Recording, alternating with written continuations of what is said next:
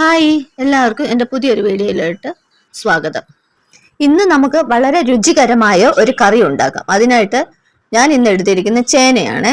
ചേനയെല്ലാം നന്നായി ചെത്തിയിട്ട് നമുക്കത് കഴുകിയിട്ട് ഇതേപോലൊക്കെ ചെറിയ പീസായിട്ട് അരിഞ്ഞെടുത്തിട്ട് നമുക്കൊരു കുക്കറിനകത്തോട്ടിട്ട് അതൊന്ന് വേവിച്ചെടുക്കാമേ. ഇനി ഈ കഷ്ണങ്ങളെല്ലാം നമുക്ക് കുക്കറിനകത്തോട്ടിടാമേ.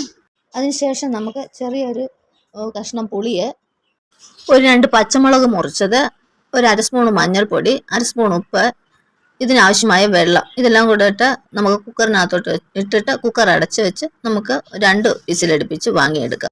ഇനി നമുക്ക് മിക്സിയുടെ ജാറിനകത്തോട്ട് അരമുറി തേങ്ങ, 1/2 ടീസ്പൂൺ മഞ്ഞൾപ്പൊടി, 2 ടീസ്പൂൺ മുളക് പൊടി, 1 ടീസ്പൂൺ മല്ലിപ്പൊടി, 1/4 ടീസ്പൂൺ ഉലുവപ്പൊടി, അല്പം ഇഞ്ചി, 5-6 കഷ്ണം ചുമന്നുള്ളി, 2 ഇരി വെളുത്തുള്ളി, ഇതെല്ലാം കൂടി ഇട്ട് ഒന്ന് അരയ്ക്കുക. ഈ ചൂടുവെള്ളം ഒഴിക്കുന്നത് ഈ ഫ്രിഡ്ജിനകത്തിരുന്ന തേങ്ങയായിരുന്നു, അത് പെട്ടെന്ന് അരയാനും വേണ്ടിയാണ് ചൂടുവെള്ളം ഒഴിക്കുന്നത്.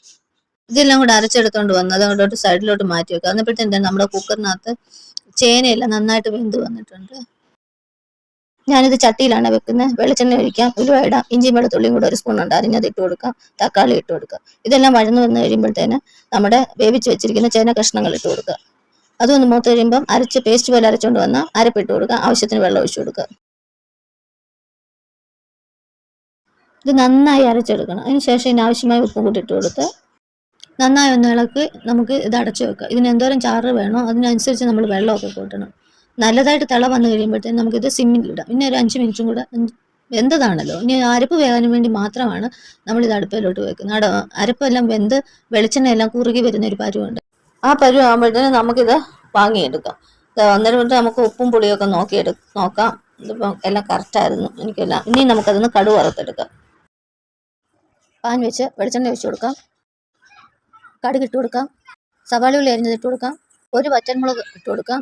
ഇതെല്ലാം നന്നായി മൂത്ത് വരുമ്പോഴത്തേനും നമുക്ക് 1/2 ടീസ്പൂൺ മുളക് പൊടിയും കൂടി ഇട്ട് മൂപ്പിക്കാം. അതിനുശേഷം നമുക്കിത് കറിയുടെ മുകളിലോട്ട് എടുത്തൊഴിക്കാം. നമ്മുടെ സൂപ്പർ ടേസ്റ്റിലുള്ള ഒരു ചേനക്കറി തയ്യാറായി കഴിഞ്ഞിരിക്കുന്നു.